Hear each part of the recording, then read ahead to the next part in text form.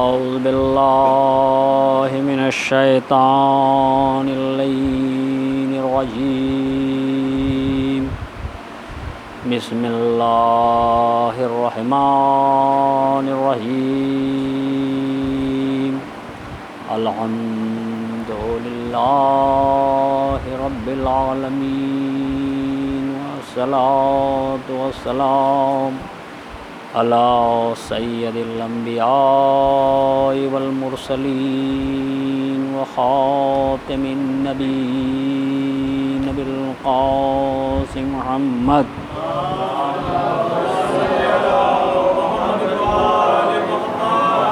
وعلی آلہ الطیبین الطاہرین المعصومین المظلومین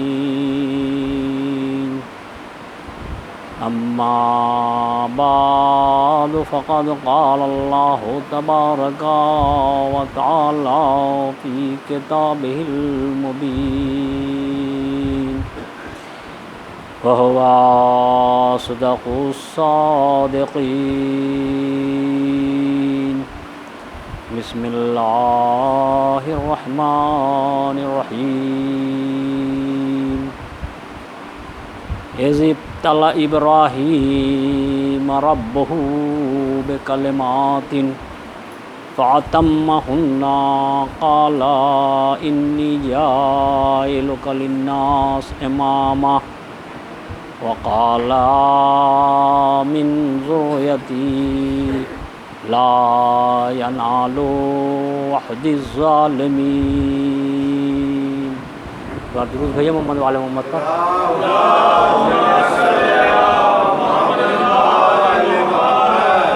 بچوں سے اور نوجوانوں سے گزارش ہے کہ آگے میں کافی جگہ ہے، اگر آپ مناسب سمجھیں تو آ جائیں.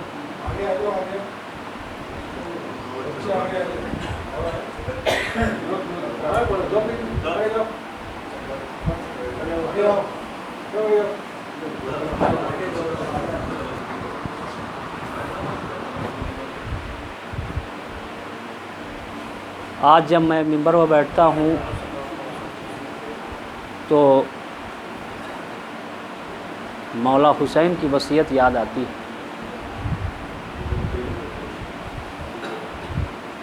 آپ کہیں گے کہ آپ ہر سال یہ واقعہ بیان کرتے ہیں.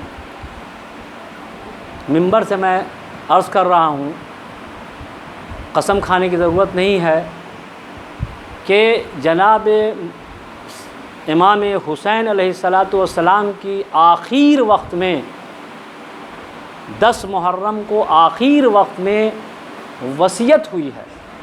اور کس سے وصیت ہوئی ہے؟ بنی اسد کے بچوں سے وصیت ہوئی ہے. کیا وصیت ہوئی تھی؟ اس لیے کہ حسین جانتے تھے کہ میرے بعد میری لاش کا کیا ہوگا. کہا کہ اے بچوں، اگر تمہارے باپ اور تمہاری ماں ڈر کر ہماری لاش کو دفن نہ کر سکیں تو تم کھیلتے کھیلتے آنا اور اپنی مٹھی میں خاک لیے رہنا اور ہر بار آنا اور میری لاش پر خاک ڈال دینا. عزادارو وصیت یاد آتی ہے کہ یہ مجلس کی بھی جو بنا پڑی ہے، بس وہی کھیل کھیل میں مجلس کی بنا پڑی ہوگی. میں چشم دید گواہ ہوں، میں ذاکر تھا، جاوید بانی مجلس کہیے یا سامع کہیے، اسد تھے اور یہ 2-4 لڑکے اور تھے. ہم لوگ بیٹھتے تھے، ایک ممبر پر آتا تھا، دوسرا ممبر سے نیچے رہتا تھا، اور یہ کھیل سمجھیے کہ تھا ہم لوگوں کا. کوئی مرثیہ پڑھ رہا ہے، کوئی حدیث پڑھ رہا ہے، کوئی نوحہ پڑھ رہا ہے، تعزیہ رکھا رہتا تھا. جب چچی مرحومہ نماز مغربین کے بعد جا کر بیٹھتی تھی تو ہم لوگوں کو ہدایت کرتی تھی اور ترتیب اس مجلس کو ایک کے بعد ایک پڑھا کرتے تھے. کبھی ہم، کبھی جاوید. اس لیے ہم ان سے بھی گزارش کرتے ہیں کہ اس مجلس کے لیے کم سے کم ایک رباعی یا ایک سلام اگلے سال سے ضرور پڑھنا. سمجھا؟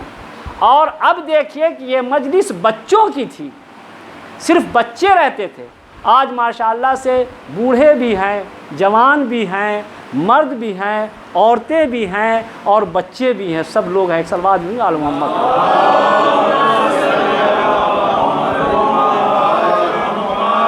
مجلس حسین ہماری محتاج نہیں ہے، یہ یاد رکھیے گا، ہم مجلس حسین کے لیے محتاج ہیں۔ اور اللہ نے اس مجلس کو اتنا بام عروج پر پہنچا دیا ہے کہ آج اس بستی کی مخصوص مجلسوں میں سے مانی جاتی ہے، اور اس مجلس کے لیے بوڑھے، جوان، بچے، مرد، عورتیں، یہ سب اپنی آنکھیں کھول کے بیٹھے رہتے ہیں کہ اس مجلس کو سننا ہے، اس مجلس کو دیکھنا ہے۔ سمجھا؟ ایک بار اور بآواز بلند صلوات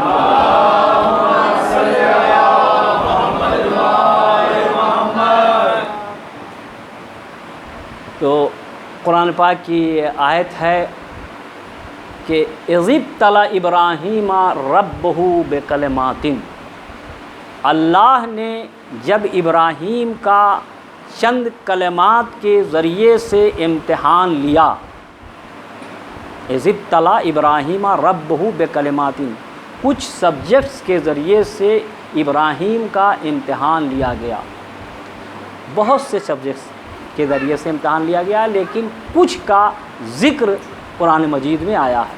جیسے خوف سے بھی امتحان لیا گیا جناب ابراہیم کا، بھوک سے بھی امتحان لیا گیا جناب ابراہیم کا، دولت کے ضائع ہونے پر بھی جناب ابراہیم کا امتحان لیا گیا، بھیڑی کا گلہ جو ہے وہ بھی اللہ کی راہ میں لٹا دیا کہ آذان کی آواز بڑی خوب اچھی معلوم ہو رہی ہے، لحن بہت اچھا ہے، تم آذان دیتے، اور وہ مؤذن آذان دیتا گیا اور بھیڑی کا گلہ اس پر دیتے جا رہے ہیں۔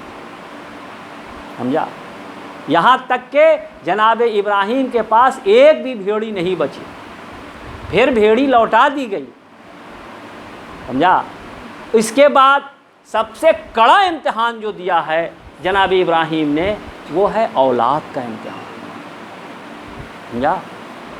انسان سب کچھ لٹا دیتا ہے دنیا میں صرف اولاد کے لیے،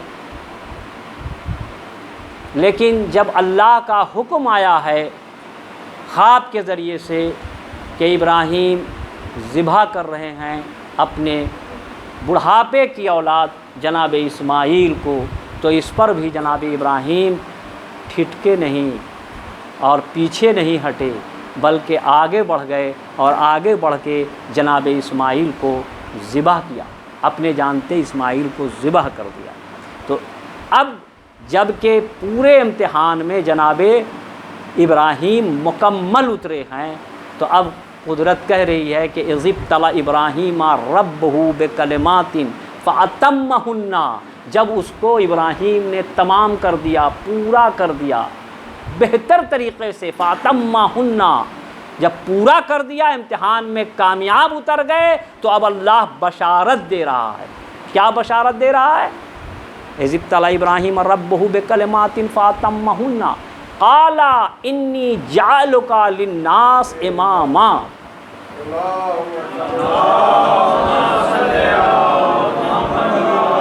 اے ابراہیم، ہم تم کو اب لوگوں کا امام بنانے جا رہے ہیں۔ اب دیکھیے، جناب ابراہیم کے جو پوسٹ ہولڈ کر رہے ہیں وہ کوئی معمولی پوسٹ نہیں ہے۔ جناب ابراہیم نبی بھی ہیں، رسول بھی ہیں اور خلیل بھی ہیں۔ خلیل کے معنی دوست کے، خلیل بھی ہیں۔ یہ تین پوسٹ ہولڈ کر رہے ہیں بیک وقت جناب ابراہیم، اور اس کے بعد بشارت دی جا رہی ہے قرآن پاک میں کہ قال انی جاعلک للناس اماما، اس لیے کہ تم سے جتنا بھی امتحان لیا گیا تم سب امتحان میں کامیاب ہو گئے، اب ہم تم کو لوگوں کا امام بنانے جا رہے ہیں۔ تو بھائی امام تو چھوٹا پوسٹ معلوم ہوتا ہے، اس لیے کہ سب نبی کے بعد آیا، سب رسول کے بعد آیا، لیکن نہیں، جناب ابراہیم کا جملہ یہاں پر بتا رہا ہے کہ یہ پوسٹ جو ہے، یہ عہدہ جو ہے، یہ بہت عظیم عہدہ ہے۔ جیسے ہی قدرت نے کہا ہے کہ قال انی جاعلک للناس اماما، تو فوراً جناب ابراہیم ادھر سے جواب دیتے ہیں کہ وقال من ذریتی، اے اللہ کیا میری ذریت میں، میری نسل میں بھی امام ہوگا؟ تو فوراً اب اس کی اہمیت، پھر اس کی اہمیت کو اب اللہ نے بڑھایا۔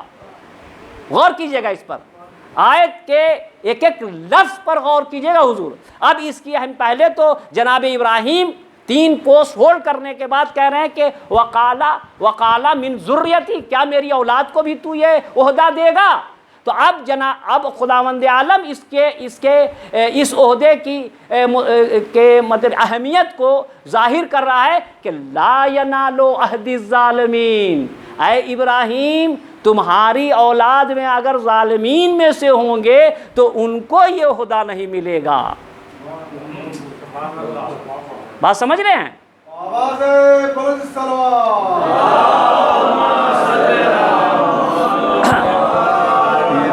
لا ینالو عہد الظالمین، اے ابراہیم جو ظالمین میں سے ہوں گے ان کو یہ عہدہ نہیں ملے گا۔ اب بات مکمل ہو گئی کہ جو امام کا درجہ ہے وہ بہت بلند ہے، امام باقی رہنے والا ہے، امامت باقی رہنے والی ہے قیامت تک، رسالت باقی رہنے والی تھی محمد مصطفیٰ تک، لیکن امامت کا سلسلہ قیامت تک رہے گا۔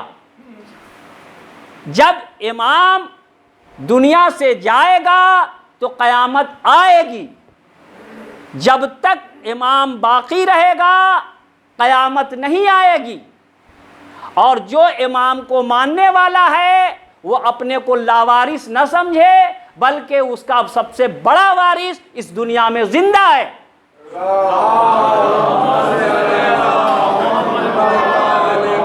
اور آپ اپنے وارث کو اپنے عمل کی بنیاد پر دیکھیے یا نہ دیکھیے، لیکن آپ کی ساری نقل و حرکت کو آپ کا وارث دیکھ رہا ہے۔ اب اگر آپ چاہتے ہیں کہ میرا وارث میرے اعمال سے خوش ہو تو ہم عمل صالح انجام دیں، اور اگر آپ غفلت کی نیند سو رہے ہیں اور امام کو امام نہیں سمجھ رہے ہیں، صرف زبان پر جاری کر رہے ہیں کہ میرا امام ہے، اور وہی کام کر رہے ہیں جو دشمنان اہل بیت کر رہے تھے، تو آپ کی اس نقل و حرکت کو بھی آپ کا امام دیکھ رہا ہے۔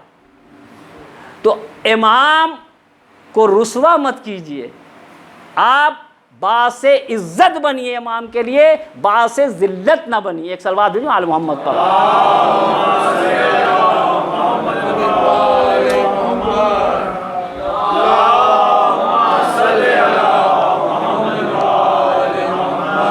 اب دیکھیے، امام کی ہم یہ جانتے ہیں کہ امام معصوم ہوتا ہے،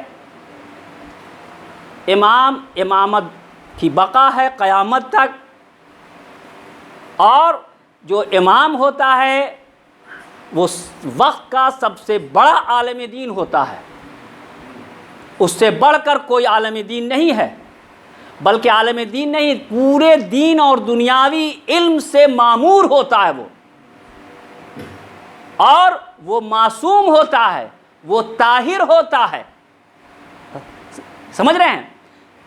اور اس پر فطری موت غلبہ نہیں پاتی ہے، اس پر فطری موت غلبہ نہیں پاتی ہے، بلکہ وہ شہید کا درجہ پاتا ہے۔ آپ دیکھ لیں، میں اس امام کی بات کر رہا ہوں جو امام وہاں سے آئے ہیں وہ بن کے، میں دنیاوی امام اور مسجد کے امام کی بات نہیں کر رہا ہوں۔ کچھ ایک صلوات علی محمد پر، کچھ فرقے ہیں جن کے امام اور بھی ہیں ہم ان کی امام کی یا چھیڑ چھاڑ نہیں کر رہا ہوں، اس مسئلے پر میں نہیں جا رہا ہوں، میں میرے گھر کی بات ہے، ہم اپنی بات کر رہے ہیں، سمجھ رہے ہیں نا، ہم اپنی بات کر رہے ہیں۔ میرا امام فطری موت نہیں آتی ہے، بچے یاد رکھیں گے، اسے فطری موت نہیں ہوتی ہے، جب اس دنیا سے اٹھے گا تو شہید اٹھے گا، جب اٹھے گا شہید اٹھے گا۔ اب پہلے امام سے لے کر آپ 11ویں امام تک دیکھ لیجئے، سب اس دنیا سے شہید اٹھے۔ اب 12ویں امام جب بھی آئیں گے تو اس دنیا سے جب بھی اٹھیں گے تو وہ بھی شہید اٹھیں گے۔ ایک سلوات ہے معلوم محمد کا،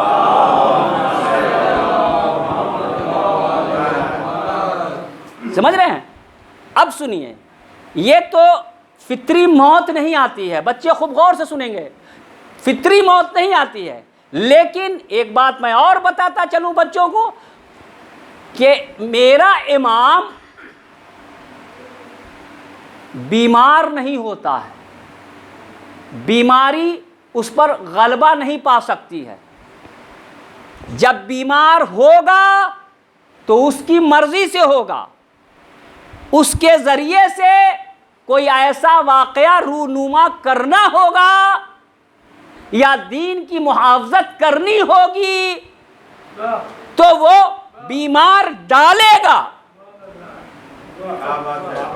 خوب غور سے سنیے گا، تب وہ بیمار ڈالے گا، ورنہ یہ بیمار نہیں ہو سکتے۔ اب دیکھیے، پہلی منزل جناب رسالت مآب بیٹی کے گھر آئے، کہا بیٹی، قال انی اجد فی بدنی ضعفا، یہ حدیث قصہ کا جملہ ہے، قال اجد فی بدنی ضعفا، بیٹی میں اپنے جسم میں ضعف پا رہا ہوں، مجھے ردائے یمنی لا کر اڑا دو۔ اب بڑے تعجب کی بات ہے حضور کہ جسم میں ضعف ہے، طبیعت میں اضمحلال کی کیفیت ہے، طبیعت درست نہیں ہے اور ردائے یمنی مانگی جا رہی ہے۔ بھائی دوا دی جاتی، حکیم کو بلایا جاتا ہے، حکیم کو بلایا جاتا، اس وقت ڈاکٹر نہیں تھے، حکیم تھے، تو حکیم کو بلایا جاتا، وہ کوئی جڑی دیتے، بوٹی دیتے، معجون دیتے ہیں اور رسول اسلام کو کھلاتے ہیں اور وہ رسول اسلام صحت یاب ہو جاتے اس وقت۔ لیکن نہیں، رسول اسلام کہہ رہے ہیں کہ بیٹا، میری بیٹی، مجھے ردائے یمنی لا کر اڑا دو۔ اور فاطمہ بھی یہ نہیں کہہ رہی ہیں کہ بابا ردائے یمنی کی کیا ضرورت ہے، طبیعت ٹھیک نہیں ہے، آپ کو کسی حکیم کو بلاتے ہیں اور آپ کا علاج ہوگا، نہیں، بابا کے حکم کی تعمیل کی۔ من نعن، میں حدیث خطا کا جملہ ادا کر رہا ہوں، بابا کے حکم کی تعمیل کی اور تعمیل کرنے کے بعد ردائے یمنی لا کر بابا کو اڑا دی۔ اب بابا کو جب اڑا دی تو اس میں آہستہ آہستہ کر کے 5 طن جمع ہو گئے۔ اب اگر کسی بزرگ کی طبیعت گھر میں خراب ہوتی ہے تو بچوں کو وہاں نہیں جانے دیا جاتا ہے، لیکن بچے پہلے آئے اور بچے بھی گئے، ایک بچے نہیں 2 بچے گئے۔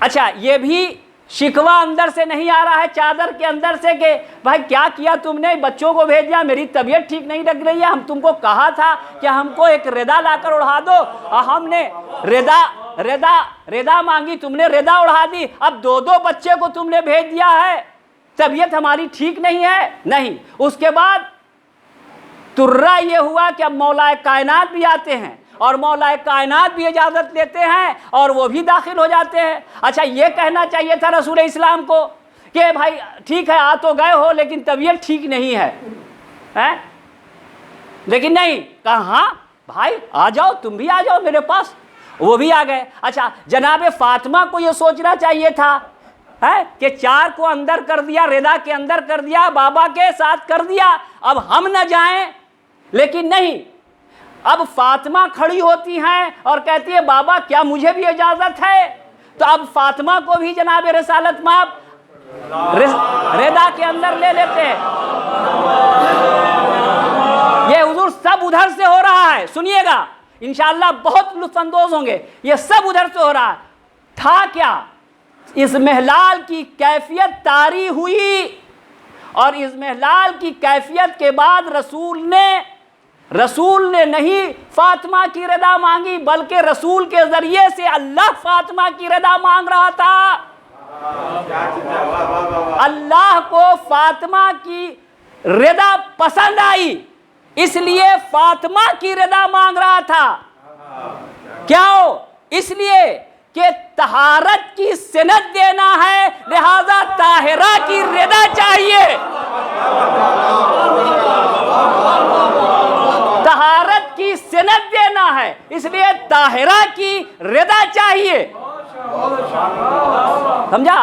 اور اب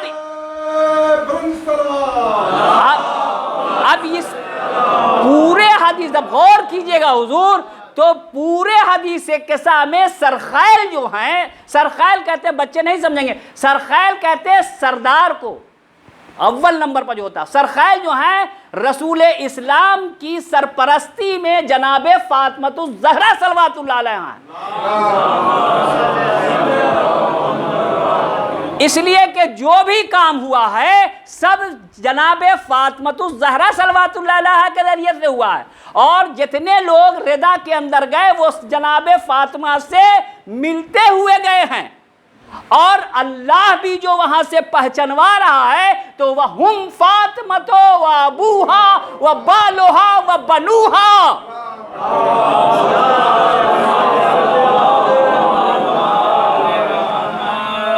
تو اللہ بھی جب پہچنوا رہا ہے تو فاطمہ کے ذریعے سے پہچنوا رہا ہے کہ یہ فاطمہ ہے، فاطمہ کے باپ ہیں اور فاطمہ کے شوہر ہیں اور فاطمہ کے دونوں فرزندان ہیں، سمجھا؟ تو سرخیل اس حدیث قصہ کی جناب فاطمۃ الزہرا ہیں، صلوات بھیجے محمد والے محمد۔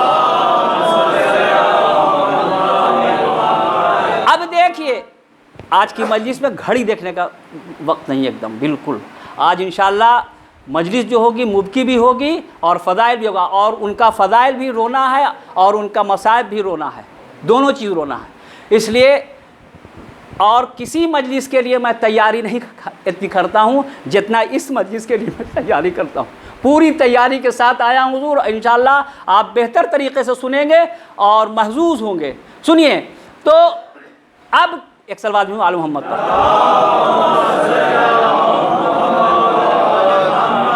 اللہ نے یہ چاہا کہ پورا قرآن پاک تو قصیدہ ہے اہل بیت کا، لیکن اس میں سے کوئی خاص ایک آیت ان کے طہارت کی شان میں نازل کیا جائے، اس لیے رسول کے جسم میں ذوق پیدا کیا، اور ذوق پیدا کر کے ردائے یمنی منگوا کے ان لوگوں کو الگ کر لیا ردا میں،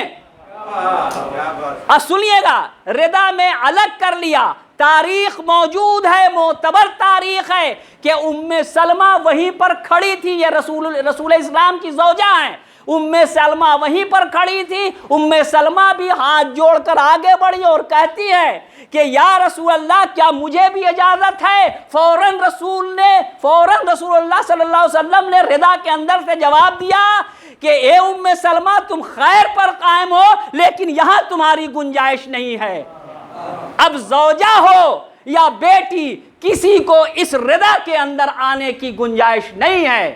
یہ جو بنا دیا سرکل اللہ نے رضا کے ذریعے سے، یہ معتبر ہے، اور بس اسی کے اندر جو ہیں یہ طاہر ہیں، اور انہی کو طہارت کی سند دی ہے اللہ نے۔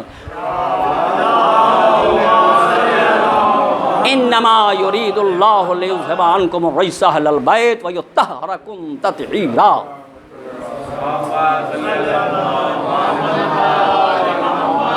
اب دیکھیے دوسری منزل کہ جناب امام حسنین کو بھی مار ڈالا ہے نا، جناب امام حسنین کو بھی مار ڈالا، تو بیمار ڈالا تھا تو ان کا دوا علاج ہوتا، حکیم بلائے جاتے، ڈاکٹر بلائے جاتے، نہیں، منتیں مانی جا رہی ہیں۔ منت کیا ہے؟ روزہ رکھا جائے گا۔ آج روزے سے مسلمان کا شیعہ بہت ڈرتا ہے، روزہ 29 تاریخ ہو گئی، کل سے تو روزہ رکھنا ہے، لیکن اہل بیت رسول کا شیوا تھا روزہ رکھنا، زیادہ دن ان لوگوں کے کٹتے تھے روزے میں۔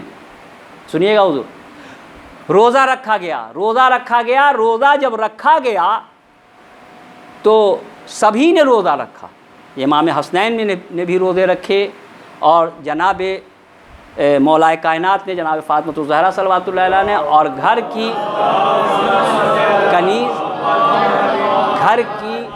کی معتبر کنیز جناب فضہ صلوات اللہ علیہ نے بھی روزہ رکھا۔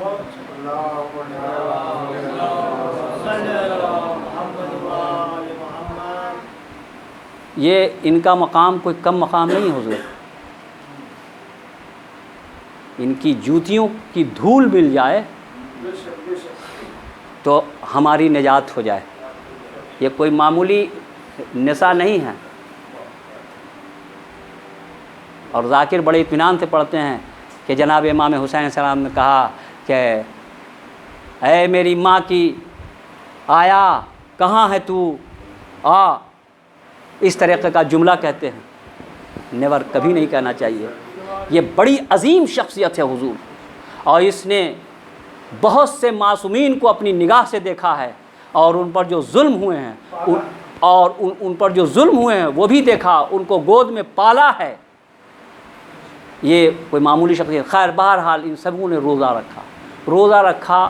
شام کے وقت جب افطار کرنے کے لیے بیٹھے ہیں تو ہر کے پلیٹ میں افطار کی شکل میں ایک ایک روٹی تھی اور ایک ایک گلاس پانی تھا، بس یہی تھا۔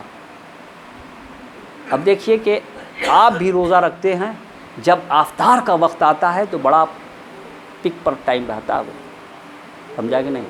چڑچڑاہٹ بھی بڑھی رہتی ہے، غصہ بھی بڑھا رہتا ہے، سب کچھ، یہ نفسیاتی بات میں کر رہا ہوں، سب کچھ رہتا ہے، اور بس جلدی سے نماز ختم ہو اور اس کے بعد ہاتھ لگ جائے افطاری میں، کسی کا انتظار بھی نہیں۔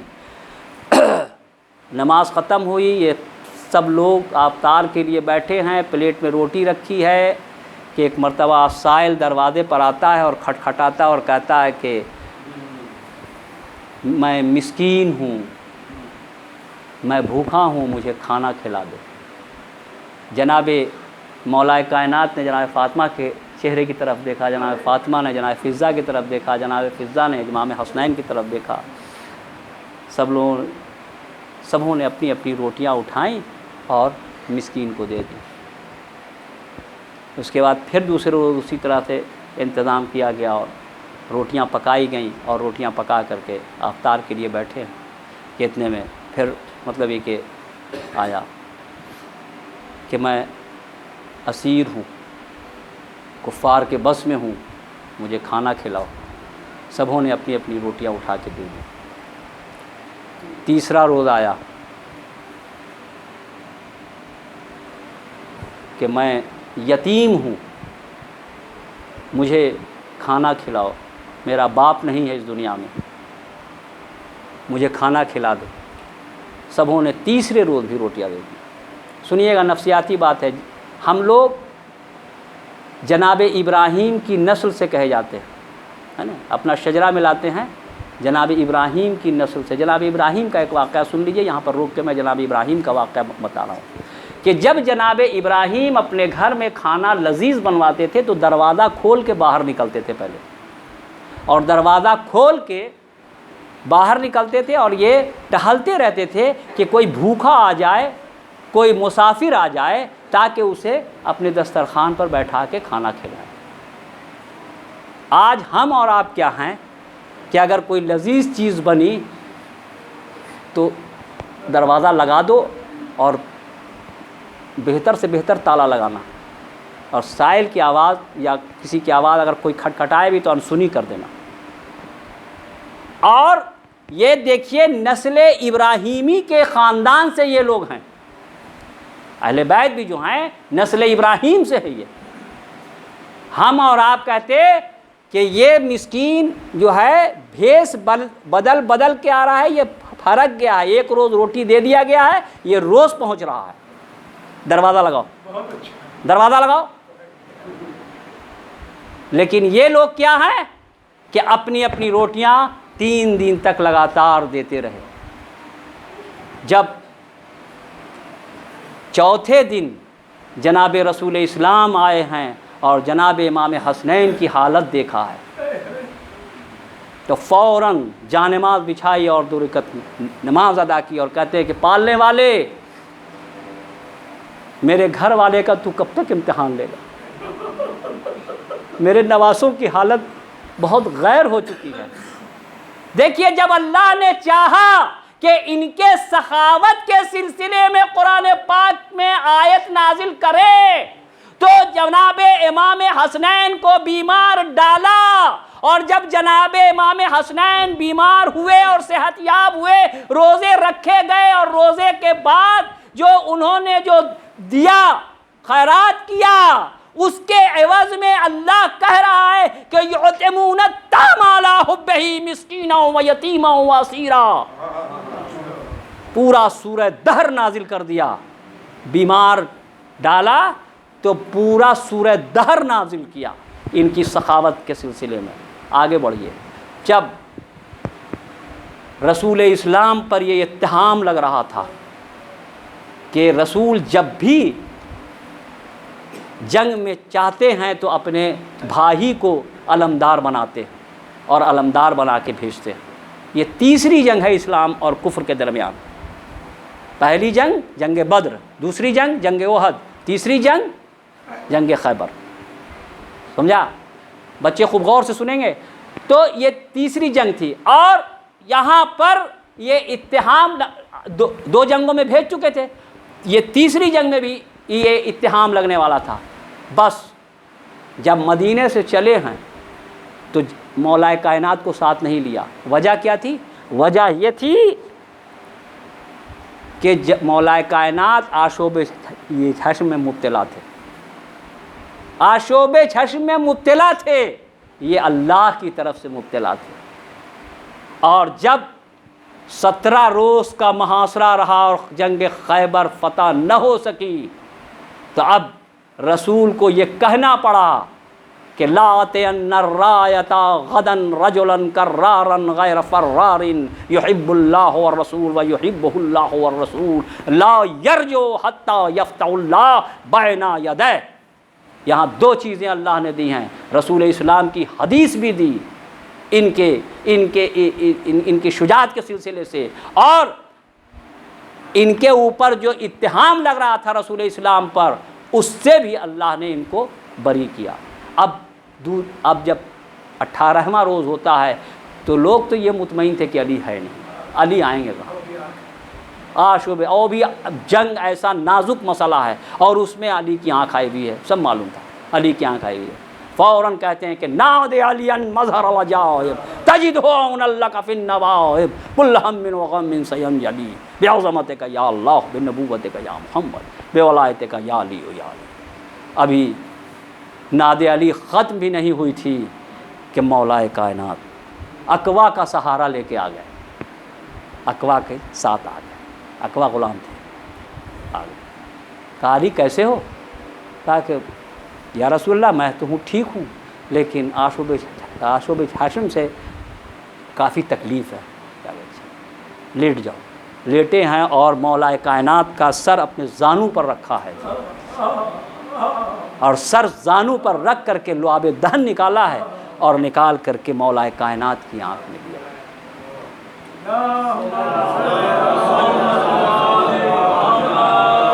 اب یہاں جو اتہام لگا تھا تو یہ لوگ بے عزت ہو کے واپس ہو رہے تھے، اور خود نہیں بے عزت ہو رہے تھے، پورے اسلام کو ان لوگوں نے بے عزت کر دیا تھا۔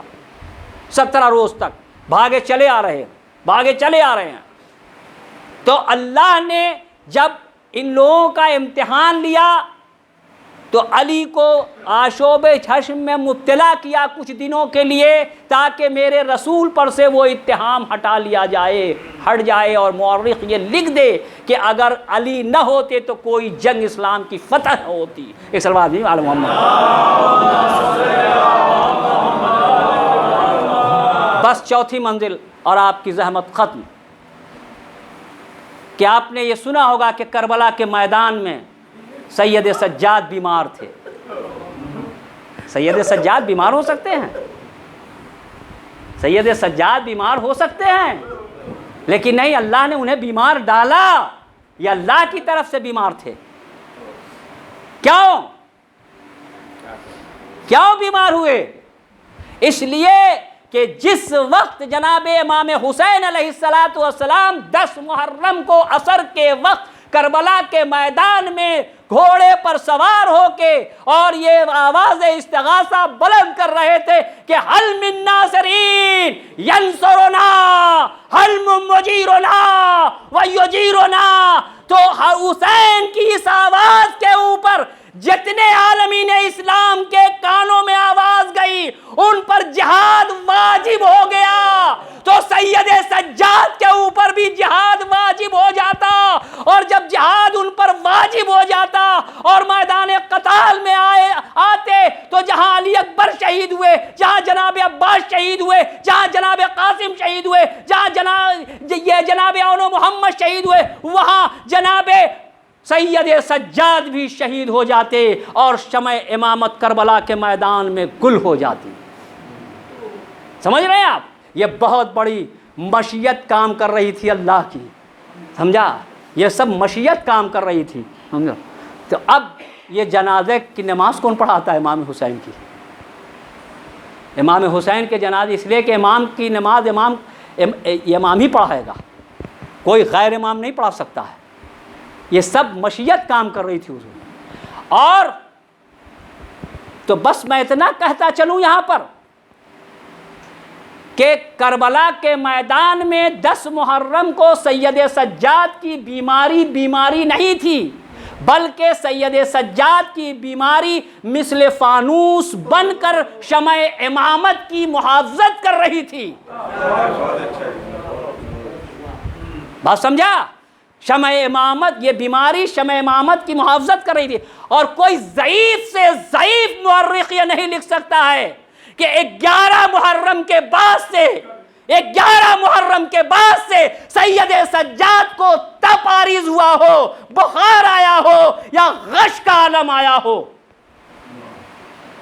اتنی بڑی صعوبت سید سجاد کربلا سے لے کر کوفہ اور کوفہ سے لے کر شام تک جھیل گئے، لیکن کسی جگہ کوئی مورخ نہیں لکھ سکتا ہے کہ سید سجاد کو غش آیا ہو یا تپ آیا ہو۔ سمجھا؟ یہ سب مشیت الہی کام کر رہی تھی۔ اسی دن کے لیے کہا تھا جناب ابراہیم نے کہ اذ ابتلی ابراہیم ربہ بکلمات فاتمہن قال انی جاعلک للناس اماما وقال من ذریتی لا ینال عہد الظالمین۔ بات آ گئی سامنے؟ تو یہ جناب ابراہیم کے خاندان میں ہے، یہ جتنا جتنے اہل بیت رسول ہیں، یہ پورا محمد کا گھرانہ، یہ جو نسل پاک ہے، نسل ابراہیمی ہے جو چلی ہے وہاں سے۔ ایک صلوات بھی علی محمد پر۔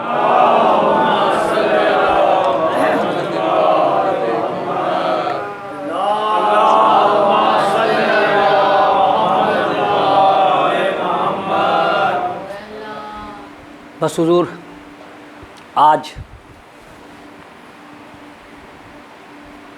انہی مظلوموں کا درد پڑھنا ہے، اور اس میں سب سے بڑی دکھیاری جو ہے وہ بڑی کمسن بچی ہے،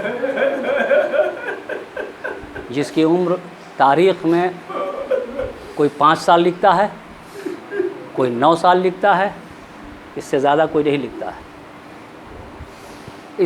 اس پر جو مصیبت پڑی ہے حضور، تو مجھے کوئی تاریخ میں یہ نہیں لکھا ہوا ہے، لیکن میں جو اس پر فکر کرتا ہوں کہ جناب بی بی فاطمہ نے آخر وقت میں ایک شعر کہا تھا، آپ جانتے ہوں گے حضور، جو شیعہ ہے وہ جانتا ہوگا کہ بہت مشہور شعر ہے جناب فاطمہ الزہرا صلوات اللہ علیہا کا، کہ اپنے دشمنوں سے جب بیزار ہوئی ہیں تو جناب فاطمہ نے یہ شعر کہا تھا کہ صبت علیہ مصائب لو انہا صبت علی الیام سرنا لیالیا، جو مصیبت مجھ پر پڑ گئی، اگر اتنی مصیبت دن پر پڑتی تو وہ رات کی سیاہی میں بدل جاتی۔ یہ جناب معصومہ عالم نے صرف اپنے لیے نہیں کہا تھا، بلکہ جناب معصومہ عالم کربلا کو بھی دیکھ رہی تھی اور اس بچی کو بھی دیکھ رہی تھی۔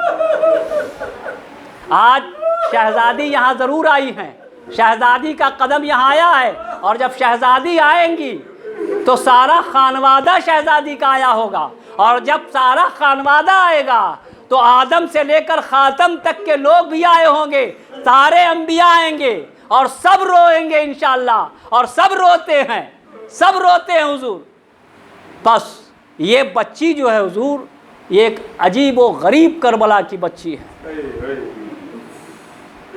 رخصت حسین، جب امام حسین علیہ السلام آخری مرتبہ آئے ہیں خیمے میں اور اب مقتل کی طرف جا رہے ہیں، تو کچھ دور گھوڑا آگے بڑھا تھا کہ ایک مرتبہ گھوڑا رک جاتا ہے۔ جیسے ہی گھوڑا رکتا ہے کہ ایک مرتبہ امام حسین تھپ تھپاتے ہیں اس کی پشت کے اوپر، کہتے ہیں ہاں اے میرے اسب وفادار، تو بھی میرے ساتھ بہت دنوں سے پریشان ہے اور زخم کھا رہا ہے، تو تھکا ہوا ہے، اے میرے اسب وفادار، بس یہ میرا آخری سفر ہے، مجھے مقتل تک پہنچا دے، پھر تو آزاد ہے، تو جہاں چاہے رہے۔ ایک مرتبہ اسب وفادار نے سینے کی طرف اپنے سر کو لے گیا اور پھر اٹھا کر دیکھا اور کچھ کہا امام حسین سے۔ حسین کائنات کا امام تھا، جب اس نے کہا تو کیا کہا؟ یہی تو کہا ہوگا کہ اے آقا، میں اپنے ٹاپوں کو کیسے آگے بڑھاؤں، میرے ٹاپوں سے تو حیدر کرار کی پوتی لپٹی ہے۔ بس امام حسین نے جو جھک کر دیکھا تو دیکھا کہ سکینہ ٹاپوں سے لپٹی ہوئی ہے۔ اب حسین کو کہاں قرار، فوراً زین سے زمین پر آئے اور بچی کو گود میں اٹھایا اور ریت پر بیٹھ گئے۔ کہا اے بیٹا، تم نے تو ہم کو رخصت کر دیا تھا، اب تم کیوں آئی؟ کہا کہ نہیں بابا، میں صبح سے دیکھ رہی ہوں کہ جو بھی مقتل کی طرف جاتا ہے وہ جیتے جی واپس نہیں آتا ہے، لہٰذا اب تمہیں میں مقتل کی طرف نہیں جانے دوں گی۔ سنیے، یہ باپ بیٹی کا جملہ ہے، اور یہ آخری دیدار ہے فاطمہ کا۔ حسین سے پرسہ دیجئے فاطمہ کو۔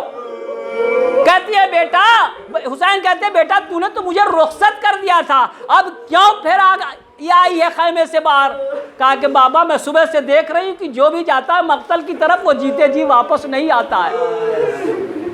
بس عزادارو، امام حسین کہتے ہیں کہ بیٹا نہیں، یہ اللہ کی راہ میں میں مرنے کے لیے جا رہا ہوں، بیٹا اب جانے دو۔ کہا نہیں بابا، میں یتیم ہو جاؤں گی۔ سنتے ہیں کہ یہ پتہ نہیں یتیم کسے کہتے ہیں۔ کہا کہ بیٹا جس کا باپ مر جاتا ہے اسے یتیم کہتے ہیں، جو خدا اور رسول کو پہچانتا ہے وہ تو اس پر رحم کرتا ہے، جو خدا اور رسول کو نہیں پہچانتا ہے اسے ستاتا ہے اور مارتا ہے۔ عزاداران امام مظلوم کربلا، خدا آپ کو کسی غم میں نہ رولائے۔ امام حسین نے بارہا کوشش کی۔ حسین کا 2 جگہ امتحان ہوا، ایک مدینے میں امتحان ہوا ہے اور اب یہ کربلا میں امتحان ہو رہا ہے۔ مدینے میں جب 28 رجب کو چلنے لگے تھے تو جناب صغرا کی گود سے جناب علی اصغر نہیں آ رہے تھے، وہاں بھی بہت بڑا امتحان تھا جناب امام حسین علیہ السلام کا۔ اور جب یہاں مقتل کے لیے حسین جا رہا ہے تو اب سکینہ مقتل میں نہیں جانے دے رہی ہے۔ یہ 2 امتحان، لیکن دونوں امتحان میں حسین کامیاب ہوئے ہیں۔ سنیے، اب حسین نے جناب سکینہ سے کہا کہ بیٹا سکینہ ایک واقعہ بیان کروں؟ کہا کہ ہاں بابا واقعہ بیان کرو، لیکن مقتل میں نہیں جانے دوں گی۔ کہا کہ بیٹا میرا ایک واقعہ سن لو۔ کہا کہ سناؤ۔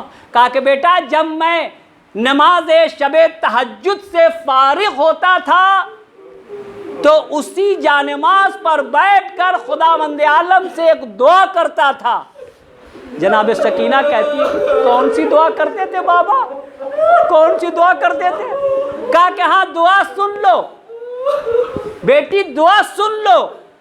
کہا کہ بیٹی جب نماز شب تہجد سے فارغ ہوتا تھا تو خداوند عالم سے یہی دعا کرتا تھا کہ بارے نہا مجھے آخر زمانے میں ایک چاند سی بیٹی دینا.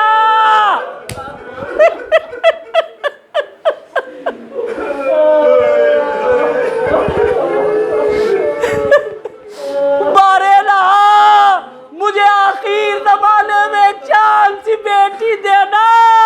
بابا اس کے آگے اور کیا دعا تھی؟ کہا کہ اس کے بعد جو دعا تھی سنو. کہا کہ جو میرے بغیر نہ رہ سکے اور جس کے بغیر میں نہ رہ سکوں. پوچھا اب سکینہ پوچھتی ہے کہ بابا یہ دعا قبول ہو گئی؟ کہا ہاں بیٹا، اللہ نے تیرے جیسی چاند سی بیٹی مجھے عطا کیا. تو میرے بغیر نہ رہ سکے، تیرے بغیر میں نہ رہ سکوں. بابا اس کے بعد بھی کوئی دعا تھی؟ کہا ہاں بیٹا اس کے بعد بھی ایک فقرہ رہ گیا ہے، سنیے گا. اس کے بعد ایک فقرہ ہے، سنیے گا. کہتے ہیں کہ یہ میں جو دعا کرتا تھا اس کے بعد کا فقرہ سن لو کہ اے میرے بارے لہا، مجھے آخر زمانے میں ایک چاند سی بیٹی دینا جس کے بغیر میں نہ رہ سکوں اور جو میرے بغیر نہ رہ سکے. لیکن بارے لہا جب تو اپنی بارگاہ میں بلائے تو میرا عین فریضہ ہو کہ اسے روتا ہوا چھوڑ کر تیری بارگاہ میں آ جاؤں. بس یہ سننا تھا کہ سکینہ گود سے اتر گئی. کہا جاؤ بابا جاؤ، اب تمہیں سکینہ نہیں یاد کرے گی، اب سکینہ تمہیں نہیں روکے گی. عزادارو، حسین مقتل میں آئے، حسین مقتل میں آئے اور حسین نے جو زبردست جنگ کی ہے کہ کبھی علی اکبر کے